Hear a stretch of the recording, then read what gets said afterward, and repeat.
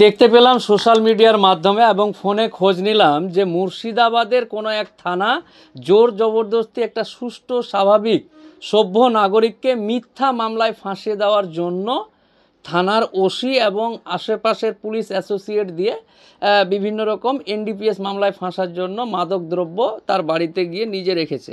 একটাই কথা বলতে চাই, শুধু রাজ্য মানে সেই থানার অফিসার বা ভিলেজ পুলিশ বা সিভিক ভলেন্টিয়ার যারা আছে তারা শুধু নয়, তাদের ঊর্ধ্বতন কর্তৃপক্ষ সহ রাজ্যের সমস্ত পুলিশ এবং প্রশাসনকে যে ভারতবর্ষের আইনটা মানে মগের মুলুক চলছে না এখানে, বা কোনো রকম মাতব্বর দ্বারা দেশ চলছে না, দেশটা চলছে সংবিধান দিয়ে এবং আইনে নির্দিষ্ট পদ্ধতি দিয়েই দেশ চলছে। কেউ যদি মনে করে রাজ্যের কোনো পুলিশ বা রাজ্যের কোনো প্রশাসনের নেতা মাথা ঘতা হতা কেউ যদি মনে করে যে দেশটা মগের মুলুক চলছে বা লাট সাহেব দিয়ে চলছে, ভুল করছে।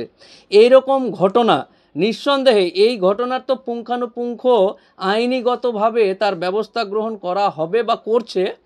তারপরেও বলছি, রাজ্যের কোনো পুলিশ কোনো সাধারণ সভ্য নাগরিককে কোনোভাবেই যদি হয়রানি করার চেষ্টা করে তাদেরকে কিন্তু বিভিন্ন রকম সমস্যার সম্মুখীন হতে হবে আইনের কাঠগড়াতে এসে। এক নাম্বার দুই হলো যে রাজ্যের পুলিশ যদি মনে করে যে তারাই শুধু আইন জানে, তারাই গোপনে গিয়ে কোথাও কাউকে ফাঁসানোর, কারো ইন্ধনে বা কারো নেটওয়ার্কে গিয়ে কাউকে ফাঁসাবে, তাদেরকে বুঝতে হবে যে তারা আইনটা জানে না।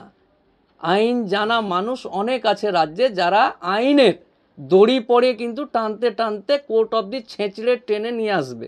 অতএব প্রত্যেকটা পুলিশ প্রশাসন সহ প্রত্যেকটা শুভবুদ্ধি সম্পন্ন মানুষকে বলবো যে আইনের উপর আস্থা রাখতে, এবং যদি কোনো রকম অন্যায়ভাবে সে যেই হোক, এলি তেলি এতি পেতি যেই হোক, পুলিশ প্রশাসন সরকারে থাকা লোক বিরোধীতে থাকা লোক যেই হোক, কোনো সভ্য মানুষকে যদি বা সৃজনশীল মানুষকে কেউ যদি কোনো রকম আইনিগতভাবে ডিস্টারবেন্স ক্রিয়েট করার চেষ্টা করে তাহলে সংবিধানের আইনের আয়নাতে সে কিন্তু উপযুক্ত শাস্তি পাবে। বিগত দিনেও পেয়েছে, আগামী দিনেও পাবে। অতএব প্রত্যেকটা আরেকটা জিনিস যেটা একটু ক্লিয়ার করে দিই, যে শুধুমাত্র পুলিশ প্রশাসন আইন জানে মানে আমি গেলাম নিজেই গাঁজা ভরে দিলাম আবার নিয়ে চলে আসলাম, আমি কেস লিখলাম আর ওরাই শুধু আইন জানে আর আমরা বা আমাদের মতন আইনজীবীরা কোর্টের সামনে সাইকেলে ডাব বিক্রি করে, এরকম ব্যাপার না।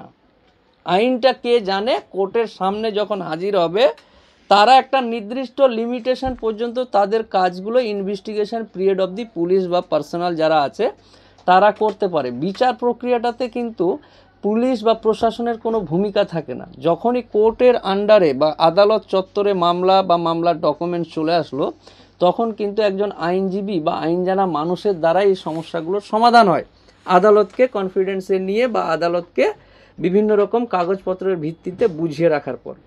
তাই সবসময় পুলিশ পার্সোনালদের মনে রাখতে হবে, সেটা যেই হোক যেই থানায় হোক বা থানা না অ্যাডিশনাল এসপি হোক, অমুক হোক, ডাইরেক্টর জেনারেল অফ পুলিশ হোক, এলি তেলি এতি পেতি যেই হোক, এক তো গেল আইনের তারা আয়ত্তায় আসবে। নাম্বার দুই হচ্ছে যে প্রত্যেকটা পুলিশ পার্সোনালকে প্রত্যেকটা থানার OC, village police, civic volunteer, constable যেই আছে আমার সম্মানীয়, তারা বিভিন্ন রকম পরিশ্রম করে কাজ করে, নিশ্চয়ই তাদের প্রতি সহানুভূতি আছে। কিন্তু তাদেরকে একটা কথা বলবো যে আজকে পাওয়ারের জোরে সুসম্পর্কের জেরে কোনো নির্দোষ মানুষকে কেউ যদি অন্যায়ভাবে মামলায় ফাঁসায় তাহলে তাদেরকে মনে করিয়ে দিতে চায় যে তারাও একটা মানুষ, তাদেরও মৃত্যু হবে এবং মৃত্যুর পরে ধর্ম বিশেষে যে ধর্মের প্রতি আস্থা রাখে তাদের সৃষ্টিকর্তার কাছে কিন্তু তাকে জবাবদিহি করতে হবে।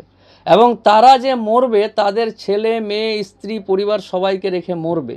কেউ যদি অন্যায়ভাবে, আমি সুষ্ঠু জ্ঞানে বলছি বা যতটুকু আমার অভিজ্ঞতা এই বয়সে, কেউ যদি অন্যায়ভাবে কোনো কাজ করে থাকে তার শাস্তি সে পাবেই, হস্যই পেতেই হবে, এটাই বিধান। কারো ইশারাতে পৃথিবী চলে না, সৃষ্টিকর্তার ইশারাতে পৃথিবী চলে।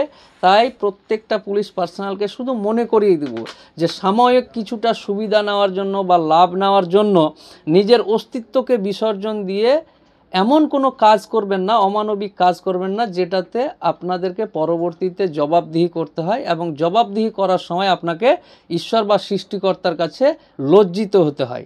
এবং আপনার ছেলে মেয়েদের আপনাদের কারণে আপনাদের ছেলে মেয়েরাকে লজ্জিত হতে হয়। কারণ এর আগে দেখেছি অমুক যে ও তোর বাপই রে, আচ্ছা তোর বাপই করেছে, তো এরকম শুনতে যেন না হয়। কারণ আপনি ছেড়ে চলে যাবেন আপনার সুন্দর সুন্দর ছেলে মেয়েদেরকে রেখে, তাই তাদের জন্য সুন্দর সুষ্ঠু একটা ব্যবস্থা বা সমাজে সম্মান রেখে মরবেন, এটাই আশা রাখছি।